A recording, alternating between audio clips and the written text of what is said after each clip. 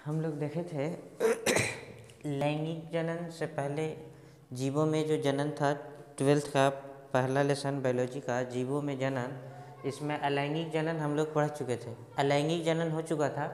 अलैंगिक जनन में देखे थे कि एक जनक की आवश्यकता होती है। किसी जीवों को जन्म देने के लिए कितने जनक की आवश्यकता होती है? एक। जब जनन की वह प्रक्रिया थी जब एक जनक द्वारा नए जीवों को जन्म होगा तो उसको हम लोग लैंगिक जनन कहते हैं। अलैंगिक जनन पूरा हो चुका था, उसमें विखंडन था, बीजाणु जनन था, कायिक प्रवर्धन था, पुनर्जनन था, खंडन था। उसके बाद आता है लैंगिक जनन। लेकिन लैंगिक जनन से पहले एक क्वेश्चन है, एक पुंजक क्या है? एक पुंजक जिसको कहते हैं क्लोन, एक पुंजक क्या है? अलैंगिक जनन के द्वारा जो संतान उत्पन्न होता है उसको क्लोन कहा जाता है। क्यों कहा जाता है क्लोन? तो इसको क्लोन इसलिए कहते हैं कि अलैंगिक जनन द्वारा जो संतान उत्पन्न होती है उसका आनुवांशिक गुण तो सेम होता ही है, जो जनक होता है। जैसे एग्जाम्पल एक अमीबा है, केंद्रक है, या बड़े शरीर का विकसित करेगा, पूर्ण रूप से शरीर विकसित होगा तो दो भागों में टूटेगा किसी तरह से, या दो भागों में टूट जाएगा। तो दो भागों में टूटेगा तो एक केंद्रक अपने साथ यहाँ लेकर टूटेगा, एक केंद्रक यहाँ। लेकिन यह जो टूटा तो इसका आनुवांशिक गुण तो समान होता ही है, लेकिन इसका रूपात्मक गुण भी समान होता है। मतलब देखने में हूबहू ज्यों का त्यों लगता है। इसको अलैंगिक जनन में जो बच्चा उत्पन्न होता है उसको क्लोन इसलिए कहते हैं कि इसमें जो जनक का शरीर होता है वह नए जीवों को जन्म देता है, तो उसका वंशात्मक गुण और रूपात्मक वंशात्मक गुण मतलब आनुवांशिक गुण और रूपात्मक गुण दोनों सेम होता है। आनुवांशिक गुण के साथ साथ देखने में जो रूप उसका होता है हूबहू जनक के जैसा होता है। इसलिए अलैंगिक जनन में जो संतान उत्पन्न होती है उसे क्लोन कहा जाता है। और अलैंगिक जनन में ही जो संतान या जो क्लोन होता है केवल अलैंगिक जनन में होता है, क्योंकि लैंगिक जनन में जब संतान उत्पन्न होता है तो ज्यों का त्यों माता या पिता का चेहरा नहीं होता, बल्कि दोनों मिलकर एक नया चेहरा बनता है। लेकिन इसमें दोनों का गुण वंशात्मक और रूपात्मक गुण समान होता है, इसलिए इसको एक पुंजक कहते हैं। अलैंगिक जनन में जो बच्चा जन्म लेता है उसे एक पुंजक कहते हैं।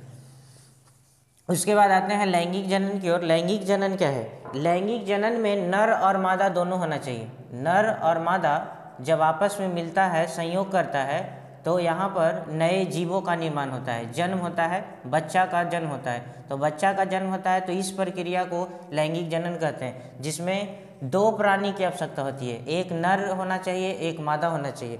तो वैसे जनन को लैंगिक जनन कहते हैं, जिसमें दो जनक की आवश्यकता होती है।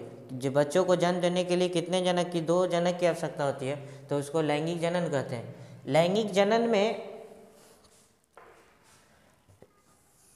दो जनक की आवश्यकता होती है, और लैंगिक जनन जितने बड़े बड़े जीव जंतु हैं उसमें लैंगिक जनन ही होता है। अलैंगिक जनन छोटे छोटे जीव में होता है। निम्न श्रेणी के जीवों में, जीव जंतु में अलैंगिक जनन होता है, और उच्च श्रेणी के जितने भी जंतु हैं उस सारे में लैंगिक जनन होता है। तो इसमें जनन में भाग लेने के लिए पहला चीज होता है नर युग्मक, और एक होता है मादा युग्मक। नर युग्मक, मादा युग्मक। नर युग्मक को बोलते हैं शुक्राणु, जो मेल से निकलता है वह शुक्राणु होता है, और मादा युग्मक होता है जो अंडाणु होता है। जब अंडाणु और शुक्राणु मिलते हैं तब जाकर जाइगोट बनता है। जाइगोट जिसको युग्मनज कहते हैं, भ्रूण का निर्माण होता है, यहाँ से बच्चा का जन्म शुरू होता है।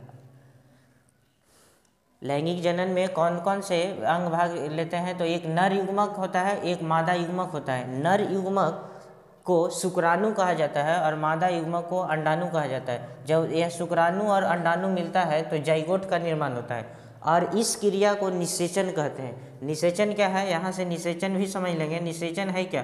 तो निषेचन जब नर युग्मक और मादा युग्मक, नर युग्मक का मतलब शुक्राणु और मादा युग्मक का मतलब अंडाणु, जिस क्रिया द्वारा नर युग्मक और मादा युग्मक आपस में संयोग करता है उस क्रिया को निषेचन कहते हैं। जिस क्रिया द्वारा नर युग्मक और मादा युग्मक आपस में मिलता है उस क्रिया को क्या कहते हैं? निषेचन। नर युग्मक क्या था? शुक्राणु, और मादा युग्मक अंडाणु। जब यह नर युग्मक और मादा युग्मक मिलता है तो यह क्रिया निषेचन कहलाता है। और निषेचन की क्रिया में जैसे नर युग्मक और मादा युग्मक मिलता है तो जाइगोट बनता है, तो क्या यह नहीं कह सकते कि निषेचन के द्वारा जाइगोट बनता है? इसी क्रिया को तो निषेचन कहते हैं, इसके मिलने का। तो निषेचन होने के बाद जाइगोट बनता है और यही जाइगोट धीरे धीरे बढ़ता है और बढ़ने के बाद नए बच्चे का जन्म देता है। यह जाइगोट धीरे धीरे बढ़ता है और एक बच्चा के रूप में बनकर जन्म लेता है। जाइगोट को हिंदी में युग्मनज कहते हैं। युग्मनज क्या है? तो नर युग्मक और मादा युग्मक अंडाणु और शुक्राणु से मिलने से युग्मनज बनता है, जाइगोट बनता है। और यह दोनों के मिलने की क्रिया को निषेचन कहते हैं। निषेचन दो प्रकार का होता है। निषेचन दो प्रकार का होता है। निषेचन पहला होता है बाह्य निषेचन, बाह्य निषेचन, और दूसरा होता है अंतः निषेचन, अंतः निषेचन। यह जो निषेचन की क्रिया होती है ना, यह लैंगिक जनन में भी होता है, अलैंगिक जनन में भी होता है। यह लैंगिक जनन में भी होता है, अलैंगिक जनन में भी होता है। लेकिन इसमें जो लैंगिक जनन हो रहा है, इसमें नर युग्मक मादा युग्मक दोनों मिलेगा तब बनेगा जाइगोट। यह क्रिया नर युग्मक और मादा युग्मक को जो मिलने का क्रिया है, यह निषेचन कहलाता है। निषेचन दो प्रकार का, बाह्य निषेचन, अंतः निषेचन। बाह्य निषेचन किसको कहते हैं?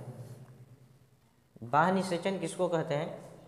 अलैंगिक जनन में निषेचन नहीं होता, लैंगिक जनन में निषेचन, सॉरी, निषेचन लैंगिक जनन में होती है। निषेचन दो प्रकार का, बाह्य निषेचन, अंतः निषेचन।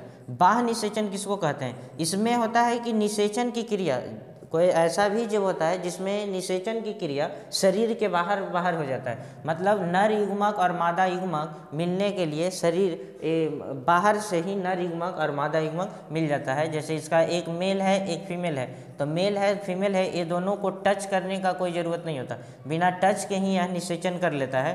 तो यह शरीर के बाहर से ही निषेचन कर लेता है, तो उसको हम लोग बाह्य निषेचन कहते हैं। और जब किसी जीव के शरीर के निषेचन अंदर, शरीर के अंदर निषेचन होता है, किसी जीव में शरीर के अंदर निषेचन होता है, तो उसको अंतः निषेचन कहते हैं। और जब किसी जीव में शरीर के बाहर निषेचन होता है, तो उस निषेचन को बाह्य निषेचन कहते हैं। बाह्य निषेचन होता है, मेढक है, मछली है, इन सभी में शरीर के बाहर ही नर युग्मक और मादा युग्मक मिल जाता है। शरीर के बाहर से ही नर युग्मक और मादा युग्मक मिल जाता है। मेढक है, एक मेल है एक फीमेल है, तो इसका नर युग्मक और मादा युग्मक मिलता है शरीर के बाहर। इसका कांटेक्ट, दोनों का शरीर कांटेक्ट में नहीं आता है। जबकि यहाँ अंतः निषेचन में बड़े बड़े जीव जंतु आते हैं।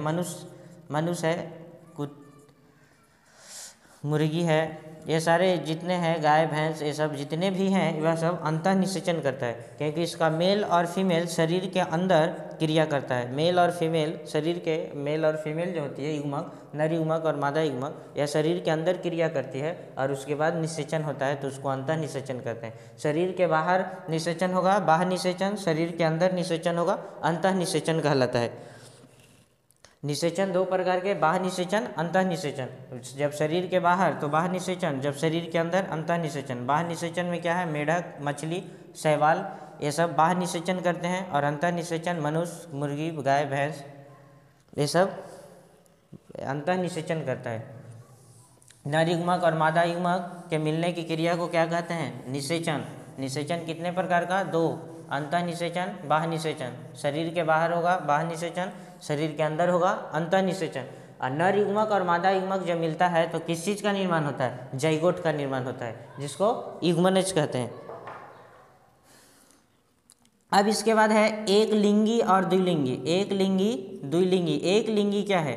एक लिंगी और द्विलिंगी। एक लिंगी का मतलब होता है कि वैसा जीव जिसका नर और मादा दोनों का शरीर अलग अलग होता है। वैसे जीव जिसका मेल और फीमेल दोनों अलग अलग होता है, तो उसको एक लिंगी कहते हैं। और द्विलिंगी का मतलब होता है कि एक ही जीव में दोनों अंश पाया जाता है, मेल का भी फीमेल का भी। दोनों शरीर अलग अलग नहीं होता है, एक ही शरीर में मेल भी होता है, एक ही शरीर में फीमेल भी होता है। और एक लिंगी में होता है कि दोनों का शरीर अलग अलग होता है, मेल का शरीर अलग होता है, फीमेल का शरीर अलग होता है। और जब मेल युग्मक, नर युग्मक और मादा, नर युग्मक अलग होते हैं, मादा युग्मक का शरीर अलग होता है। और दो शरीर से नर युग्मक और मादा युग्मक मिलते हैं तो वो एक लिंगी, उस जीव को एक लिंगी कहते हैं, जिसमें मेल शरीर अलग फीमेल शरीर अलग, तो उसको एक लिंगी कहते हैं। और द्विलिंगी में मेल और फीमेल दोनों एक ही शरीर में होता है, उसको द्विलिंगी कहते हैं। जैसे होता है जोंक, जोंक में दोनों शरीर एक ही में होता है, जोंक है, केचुआ है,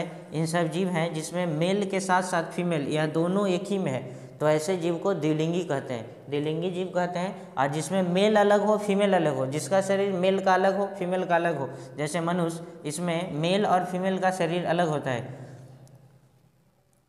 मनुष्य, जानवर बहुत सारे हैं, उसमें मेल का शरीर और फीमेल का शरीर अलग होता है। और यह जो जों का केचुआ है यह द्विलिंगी होता है, दोनों इसी में होती है, दोनों शरीर मादा नर और मादा दोनों एक ही में होती है, तो वैसे जीव को द्विलिंगी कहते हैं। और जब दोनों का शरीर अलग अलग होगा तो इसको एकलिंगी कहते हैं।